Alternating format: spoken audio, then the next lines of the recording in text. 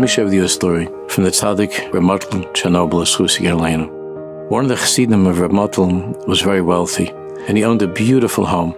And him and his wife were machnes orchen. They're very kind.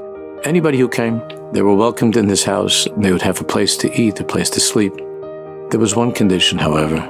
They had expensive carpets and beautiful floors, and whoever came into the house, the rule was, you have to take off your boots. Remember, in those years, they didn't have paved roads. Everything was filthy, was muddy.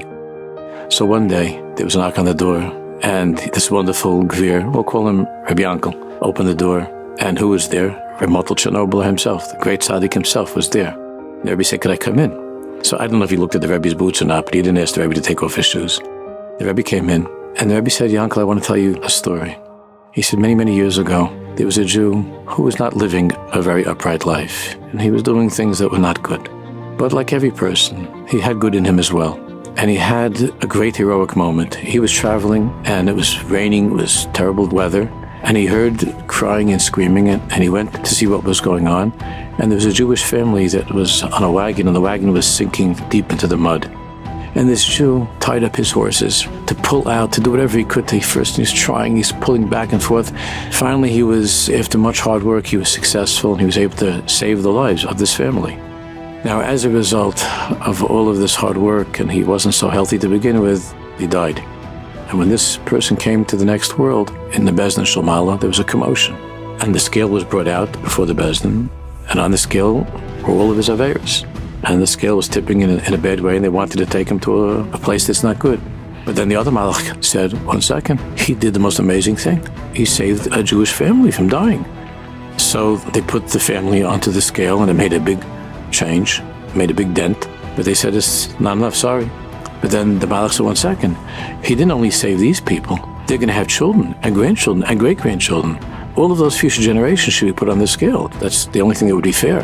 Now the scale was the scale was almost in that place, but still not enough. Until finally, the good malach said, 1 second, don't take him away. What about all the mud? He climbed into the mud, into the schmutz, into the blood. He got filthy in order to save that family. I believe that it's only right that the mud should be put on the scale as well. And all the malachim were screaming, whoever heard of such a thing, to put mud on the scale, whatever. But the psak came down as follows. We're going to send this Jew back into the world. If he finds mud and dirt as something which is intolerable, then the psak will be that he has to go to the darker world. If, however, he tolerates that in his own home and overlooks that in his own home, so then he'll go to a much better place. And the Rebbe looked at Yankel and said, Yankel, that's you. From that day on, Yankel had all the chassidim in with their boots, with their dirty boots. And I was thinking about this a lot. And my thought was as follows. Mashiach's coming any day, any minute. We see what's going on in the world any minute. And they're going to be all tzaddikim. It's going to be a big tumult. Who knows what stadium they're going to get for that big asifa with Mashiach. It's going to be crazy.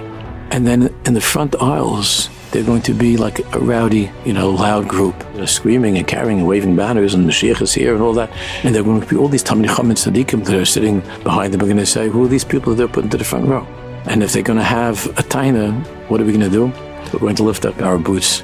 And we're going to show the mud that we live through, the blood that we're living through.